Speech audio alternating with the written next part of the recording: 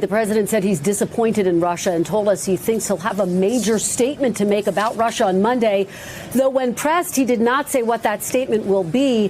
The president also said he just made a deal today with NATO in which he says the U.S. will send weapons to Ukraine through NATO, and NATO is, quote, paying for those weapons 100%, including the Patriot air defenses that Ukraine has been asking for, and that NATO will distribute them. We reached out to NATO tonight. No response yet, Tom. This is my video update on this Friday afternoon, July the 11th, coming to you from Moscow. Let's talk about some news. And let's start things off with an Axios article with the title, Trump plans to send Ukraine weapons via NATO allies. Now, according to Axios, back in May, Trump, Alensky, Stammer, and Macron at a NATO summit, they came up with a plan where NATO was going to buy weapons from the U.S., and those weapons were then going to be given to Project Ukraine.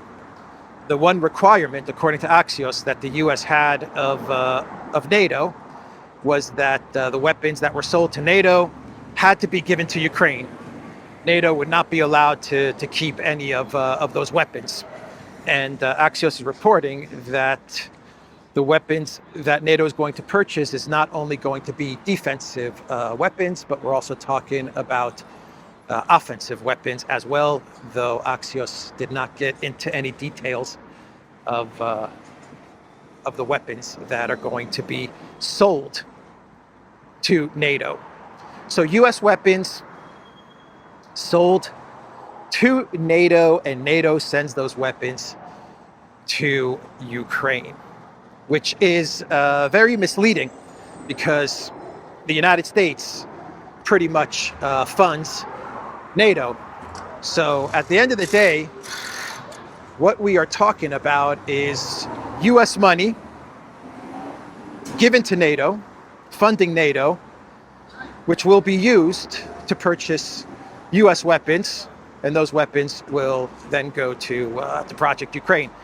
So it's the United States sending weapons to Ukraine. That's what this really is. And the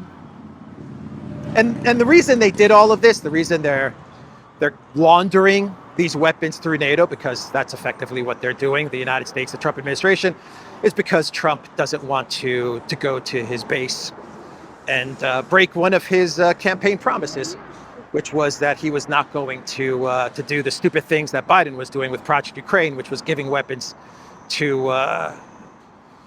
Zelensky and escalating the conflict with Russia. And now Trump can go to his base and he can say that he's not giving weapons to Ukraine, but he is selling the weapons to NATO, and then NATO will give the weapons to Ukraine. So Trump is going to say, we're making money off of this. We're not doing the stupid things that Biden did, which was just to give weapons to Ukraine. That was so stupid. Biden was so stupid. What I'm doing, the great deal maker, the great negotiator, what I'm doing is that I am going to be selling the weapons to NATO, and then NATO is going to be giving those weapons to Project Ukraine.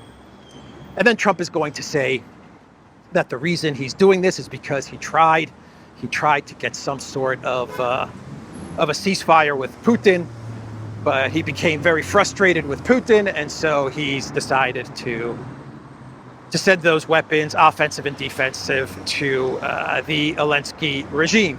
He tried to mediate. That's what Trump is going to say, which is nonsense.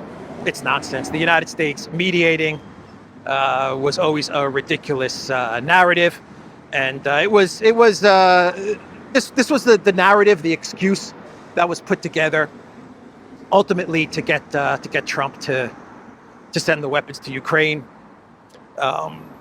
because the Biden drawdown package was coming to an end. I think there's about $3 million left in the Biden drawdown. So three billion. Did I say 3 million? 3 billion. And so I think I have to go under. Yeah, I have to go under. So 3 billion in the Biden drawdown. That would last for how long? A couple of months. And so Trump was going to be left with two options, right? The first option would be that he would just let the Biden drawdown package, the presidential drawdown package, expire, and he would not do anything, right? That was option number one. And his other option was to figure out, and that would have been the best option, just let the thing expire and don't do anything. And that's it. You're out of Project Ukraine. The second option was for the Trump administration to find some sort of excuse so that they can provide Trump with a new mechanism or method to get weapons to Project Ukraine. And it looks like that's what they're doing now. That's what this is all about. A new excuse so that Trump can funnel weapons to Project Ukraine while making it appear as if he's not betraying MAGA and he's not doing the stupid things that Bidenopolis was doing, right? So Reuters is reporting that Trump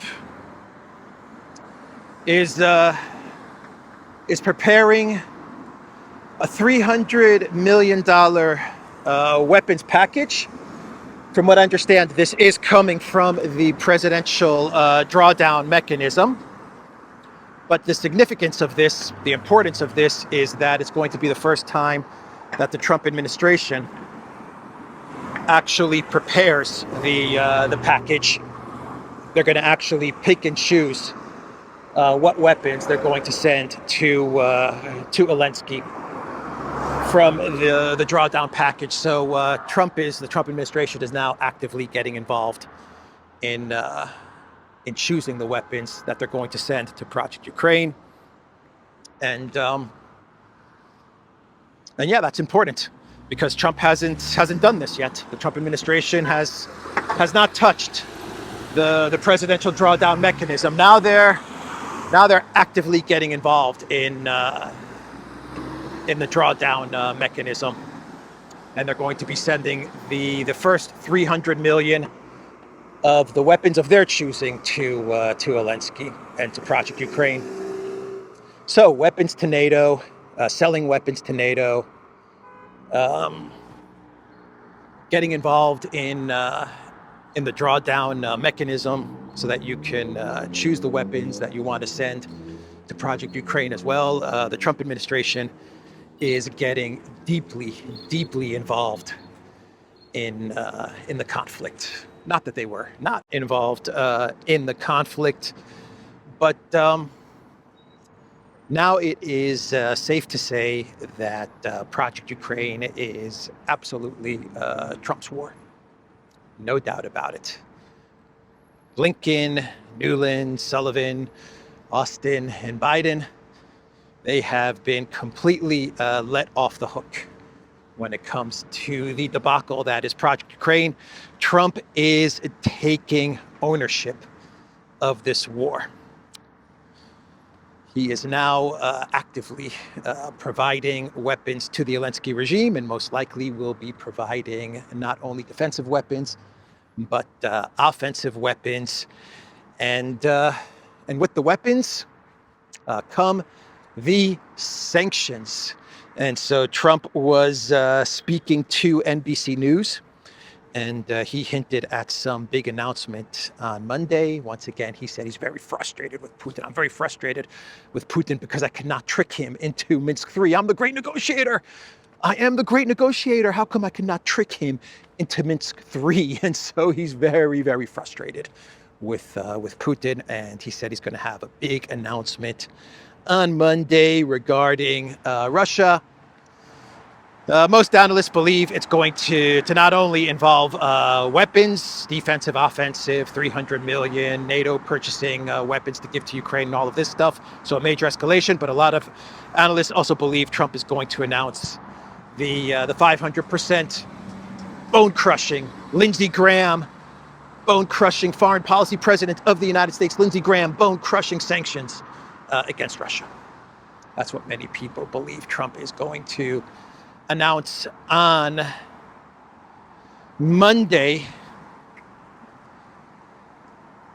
Let's see. The New York Times says Trump seems to be warming to what Europe wants for Ukraine. New Russia sanctions, flattery and pressure, coupled with President Trump's growing dissatisfaction with President Putin, have helped build momentum for new economic punishments. So 500% bone-crushing sanctions means inflation, means higher energy prices, a whole lot of trade disruption. Yeah. Scorched earth, the scorched earth policy. Of course, Trump's terms for the bone-crushing sanctions, his requirement to go along with Lindsey Graham's bone-crushing sanctions is that he has full control of when to activate the sanctions and when to remove the bone-crushing sanctions. So that's what he told Lindsey Graham and Blumenthal and Congress. He said, look, I'll go along with the bone-crushing sanctions, but I have to have full control of the mechanism. So what is the New York Times saying?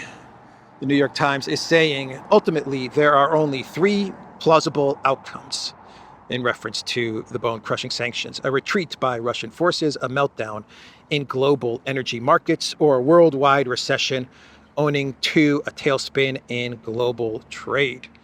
Mr. Harris said there are no other outcomes. For this reason, the bill should be considered both courageous and risky. These are some analysts that the New York Times interviewed for this article. Mr. Harris, an expert analyst, but other analysts warned that it would take time for the bill's penalties to hit Russia hard enough to force Mr. Putin to negotiate, and that Mr. Trump might not follow through with many of them. Most of the penalties on Russia are unrealistic and will never be implemented, predicted Janis Kluge, a Russia expert at the German Institute for International and Security Affairs. The bill's main achievement is keeping the conversation about new sanctions on Russia going, which is an important goal in itself, Mr. Kluge said. However, it will not be a game changer in the war, and European leaders should not pin too much hope on it. So that's actually a pretty good analysis from Mr. Kluge. Mr. Kluge, the German expert on Russia, he's basically saying that these sanctions aren't going to do diddly squat. They're going to cause problems in the world, but it's not going to do any real damage to Russia. What these sanctions really do mean is Trump's commitment to Project Ukraine, his full-on commitment, weapons, sanctions, money. Trump is now absolutely committed to Project Ukraine. It's interesting that the New York Times, quoting Mr. Harris, very smart man, Mr. Harris, the New York Times, they write in here that the three outcomes are a retreat by Russian forces, a meltdown in global energy markets, or a worldwide recession owing to a tailspin in global trade. Well, the Russian retreat's not going to happen. So you have the other two options, according to the New York Times, when these sanctions are implemented: global energy, a meltdown in global energy markets, and a worldwide recession, right? So even the New York Times is hinting at what's coming with these sanctions. There is going to be no Russian retreat. Then they also talk about bringing Putin to the table to negotiate. Putin has said for the past 4 years, going all the way back to March of 2022, he has been willing and ready to negotiate. Istanbul, the first Istanbul meeting that Boris Johnson sabotaged. And ever since then, Russia has continuously said, we're ready to negotiate. And even the other day, Peskov said, we're ready to negotiate, but you know what? Alensky doesn't respond to any of the requests to set up a day and a time so that we can continue our talks. But in this article, they make it appear as if Russia doesn't want to negotiate. So we need to bring Russia to the table. They've been saying that for 3 years, even though Russia has always been at the table. Then again, they've been saying that the United States is the mediator in all of this. Trump is he's the mediator, and he's the great negotiator, and he's just frustrated with Putin. So let's talk about the coalition of the willing. Let's talk about the coalition of the willing, which had a meeting in Rome following the Ukraine Recovery Convention.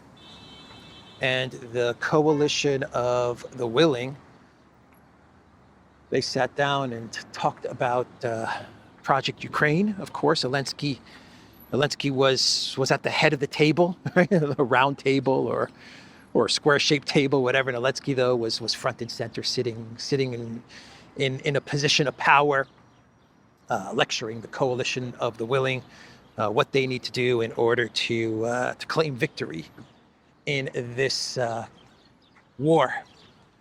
And the coalition of the willing was everyone in Europe, just about everybody in Europe, without Orban and Fico, of course. Ursula Meloni, I believe Ursula was there. Meloni, Merz, Macron, I believe was there. Who else? The U.S. was highly represented. It was represented by Kellogg and by Graham. Oh my God! And by Blumenthal, Dick Blumenthal, Richard Blumenthal. We'll call him Dick. Anyway, it was represented by the big three neocons: Kellogg, Graham, and Blumenthal. The U.S. foreign policy president of the United States, Lindsey Graham, who spends very little time in the United States and spends a lot of time hanging out with Alensky. That's for sure. Yeah. So, they had the coalition of the willing meeting. Nothing really to report from the meeting. The usual stuff. Give me weapons. Give me money. We got to place sanctions on Russia. We're not giving up as long as it takes. Lindsey Graham very happy because Lindsey Graham is pulling Trump in. He's got Trump in this thing. So he's very happy. Alensky's very happy. The Europeans are very happy because the United States is not going to be abandoning Europe. And so everyone was in a very upbeat mood. At least that's the way I saw it. Was Stammer there? I'm starting to think. Did I see Stammer and Macron at this meeting? I don't know. I'm starting to have doubts. I remember seeing the video and seeing Ursula and Meloni there. Definitely Meloni. The globalist neocon darling who masquerades as an Italian patriot, Giorgia Meloni. Yeah, that's her shtick. I'm an Italian patriot, but what I really am is a globalist neocon warmonger, Giorgia Meloni. Anyway, the coalition of the willing meeting. The coalition of the willing doesn't go away. Actually, it's growing. It's growing, man. Go figure. Oh, boy. So Graham met with the Green Goblin, as did Dick Blumenthal. Let's get in some shade here. It is incredibly hot today. Oh, man. I'm exhausted. So, they met. They hugged. Lindsey Graham got a whiff of that Alensky number 5. They were in a great mood, man. Good to see you again. Good to see you. Good to see you. You're the busiest man in town. I'm sorry. This is great. I talked to the president last night that he wants to do this, just comes over. We have strong support. They really were in a great mood as they were sitting down to meet. Graham, I have not seen Graham this happy since, I don't know when. I don't know when, but I'm sure in the comments down below you'll have some interesting comments on Graham's happiness. I have not seen Graham happy since fill in the blank. Yeah, he was happy, man. He was happy. He's ruling over Trump, man. He is the foreign policy president of the United States. And he's going to be getting his bone-crushing sanctions. In Europe and the UK, they are giving weapons and money to Project Ukraine as well. Now that the United States and Trump is fully on board, the Netherlands is giving 300 million to Ukraine's reconstruction. So that's 300 million flushed down the toilet. Germany and Norway are they say they're going to be buying Patriot systems from the United States, if the United States has those Patriot systems.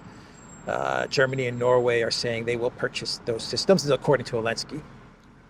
He's received some sort of promises from Germany and Norway. And of course, the UK, Starmer, Alensky's number 2 supporter, next to Lindsey Graham. Keir Starmer. In the UK, they are going to be providing Ukraine with 5,000 air defense missiles. And it's all going to be made on a loan.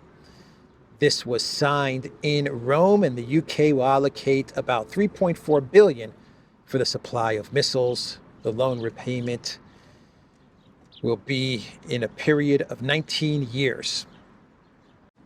So, Starmer, the UK, flushing $3.4 billion down the Green Goblin toilet. Yeah, you're never going to get that money back, a 19-year loan to Ukraine. As well as 5,000 air defense missiles, which the Russians will destroy very quickly. But you know, Starmer, the UK, they don't care about the 3.4 billion being flushed down the toilet if it is for the good cause of Alensky and Project Ukraine. That money, of course, could be given to British taxpayers, but they don't care about British citizens and British taxpayers. They're not even hiding it anymore. They much prefer giving this money to Project Ukraine in the form of a 19-year loan.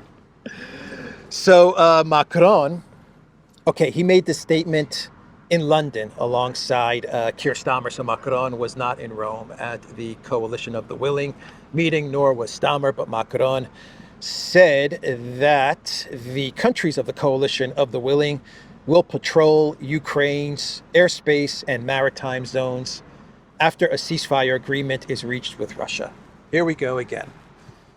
Here we go again.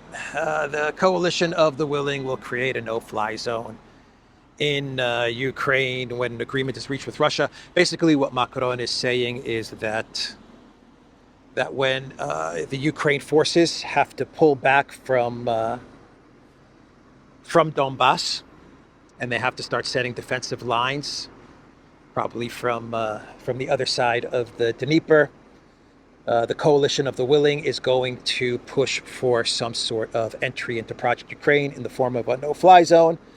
And they will absolutely get the Trump administration to go along with this.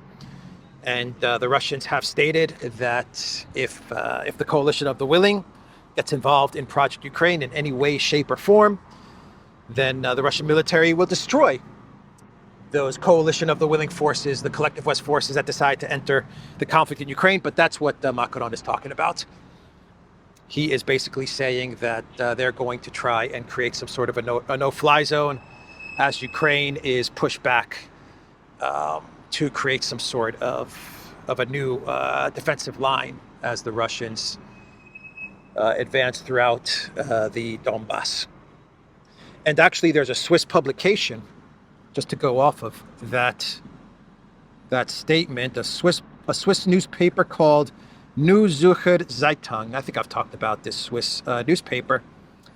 And basically they are saying that Ukraine Grand Commander Syrskyi that Mr. Sierski has two options going forward when it comes to Project Ukraine.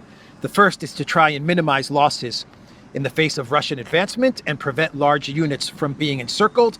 The second involves a gradual withdrawal from the front line and the occupation of new positions. It is designed to prevent capitulation and preserve the army, even if the outcome of the negotiations is unfavorable for Ukraine, the NZZ reports. The newspaper writes that Ukraine is considering the second option, as evidenced by the creation of fortifications 20 kilometers from the front line. So there we have it. That is the plan, everybody. Yeah, new lines being formed, the new fortifications 20 kilometers from the front line. I would say even further back than that. And the Coalition of the Willing is going to now push for the creation of a no-fly zone in order to preserve whatever is going to be left of Ukraine. That's the plan, man. So the European Union, according to my precious Shmyhal, the Prime Minister of Ukraine, she said that the EU transferred $1.2 billion to Ukraine from this Rome Convention. $1.2 million now going to Alensky. And in which direction should I walk? I could go down that way, but let's go down this way. So what's the news in all of this? Another 1.2 billion to Ukraine? Well, the news in all of this is that the money is coming from the Russian frozen assets. Those Russian frozen assets. Every month, a couple of billion goes to Project Ukraine from the Russian frozen assets. Every month. How much interest are the Russian frozen assets producing, right? Because we were told 1.2 billion, 1.5 billion is the interest that is generated from the Russian frozen assets every year. But every month, the EU and the UK is sending 1.5 billion to Project Ukraine every month. So you know what's going on here. They are just dipping into the actual 200 or 250 billion. And when Russia eventually, sometime in the future, 5 years from now, 10 years from now, when they actually get a hold of their 200 or 250 billion of the Russian frozen assets, all they're going to have are a bunch of IOU notes, like in the movie Dumb and Dumber, right? That's what they're going to have, IOU notes. We're good for it, Europe's going to tell Russia. We're good for it. Here's an IOU note. Yeah, those Russian frozen assets are being used by the collective West to keep Ukraine afloat. Not the interest, the actual 200 or 250 billion. So BlackRock Merz, he came out with a statement saying that Russia owes Ukraine $500 billion. That is what BlackRock Merz is saying. And this $500 billion needs to be given to Project Ukraine for reconstruction and recovery. And if Russia doesn't give over this $500 billion, then they're never going to get their 200 or 250 billion in frozen assets. Not that there's much money left in that 200 and 250 billion in Russian frozen assets. I'm just joking. I imagine that if I had to take a guess, I would guess that the EU and the UK, let's say it's 250 billion in Russian frozen assets at Euroclear. Let's say 250 billion. I would say that the EU and the UK have dipped into 20 billion, right? Maybe there's 230 billion left of the 250 billion. That would be my guess if I had to take a guess. Anyway, Merz is saying 500 billion now is what Russia needs to fork over to the collective West and to Project Ukraine for recovery. So, Maria Zakharova, she replied to BlackRock Merz, and she basically told BlackRock Merz, okay, I'll see your 500 billion going to Project Ukraine, and the collective West needs to give Russia trillions and trillions for all the wars and all the trouble that you have started over the tens of hundreds of years as Germany and as the collective West, and that money is owed to Russia. So we'll go with the 500 billion, but you guys owe us 3, 4, 5, 5 trillion for all the damage that you have done to Russia.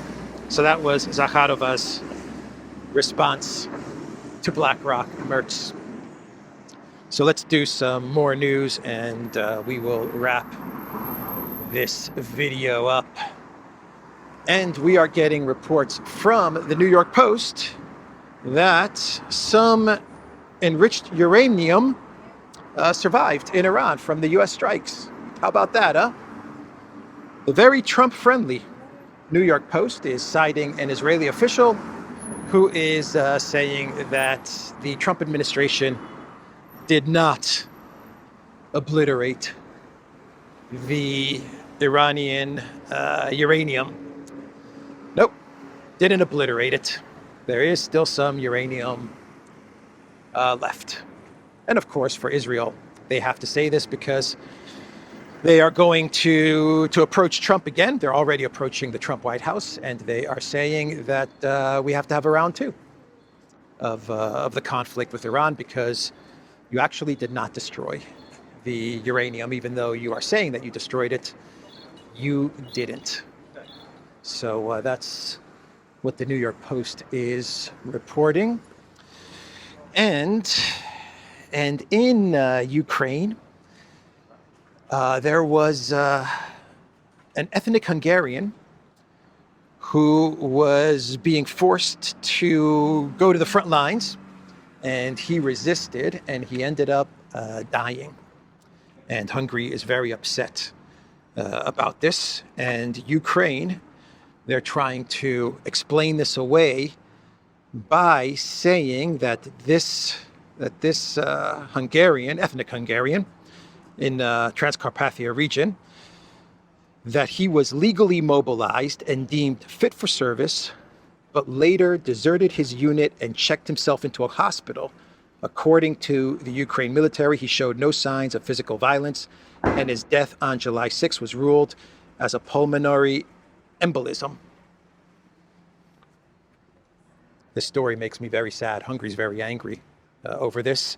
And this story makes me very sad because they were pulling the same BS with Gonzalo, right?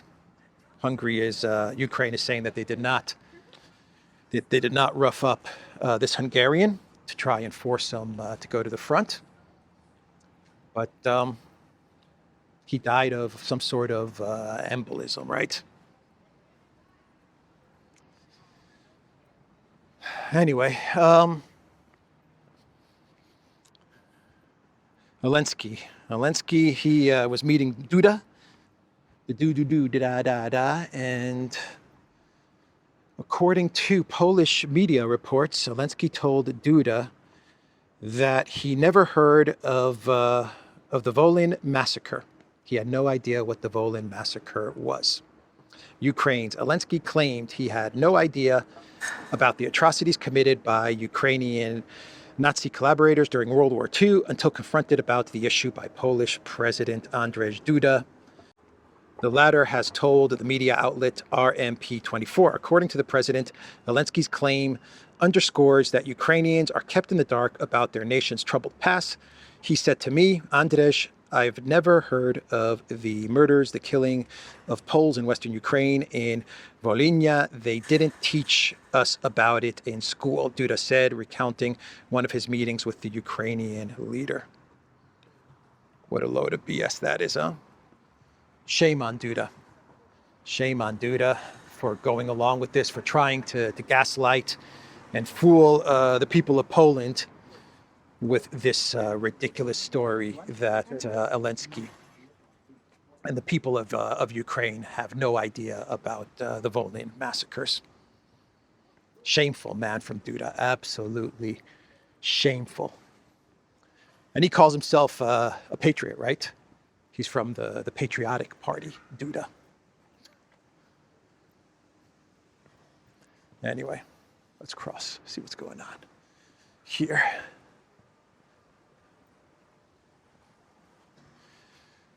So should we get into some clown worlds? I think we should. And today's clown world is an obvious one. And that is the Superman post from the White House. Oh boy.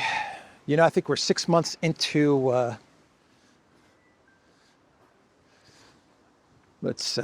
should we sit down?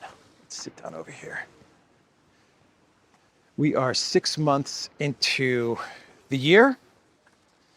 And I would have to say that the front runners for Clown of the Year, Kaya Kallas, Mark Rutte, and Trump. No doubt about it.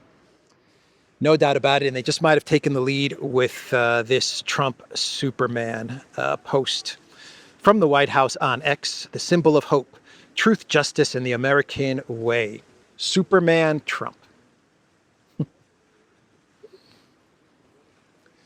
Yeah, right. Truth, justice, and the American way. Are we still talking about that Epstein guy? Are we still talking about Jeffrey Epstein? Are we talking about that Superman who just a couple of days ago told the reporters, are we still talking about Jeffrey Epstein, truth, justice, and the American way? Really? Really? That's Superman? All right. Sad, man. The White House is all, the Trump White House is all spin, man. Spin and marketing. Slogans. He's Superman. Peace through strength. It's just all slogans. All sizzle, no steak. We're not going to escalate in Ukraine. I'm going to end the war in 24 hours. Negotiations with Russia, we're the mediators.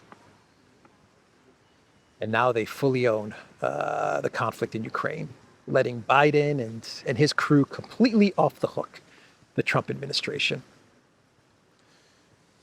What else? Speaking of Epstein, Prince Andrew, according to the New York Post, is free to travel abroad as the FBI ends its probe into the royals' Jeffrey Epstein links. That is according to the New York Post. So Prince Andrew, it was self-imposed. He put a self-imposed travel ban on himself. And from what the New York Post is reporting, he only left the UK once in the last year or two. But now that there's no client list, there's no reason for Prince Andrew not to travel around and not to visit various islands, I guess, right? Now that there's no client list, promises made, promises kept. Thank you, President Trump. That's what Prince Andrew is saying. Promises made, promises kept. Thank you, President Trump. So anyway, that's the video, everybody. On an incredibly hot day in Moscow, theduran.locals.com. We are on Rumble, Odyssey, BitChute, Telegram, Rockfin, and X.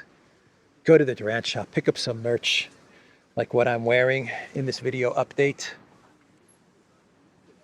There is a link in the description box down below.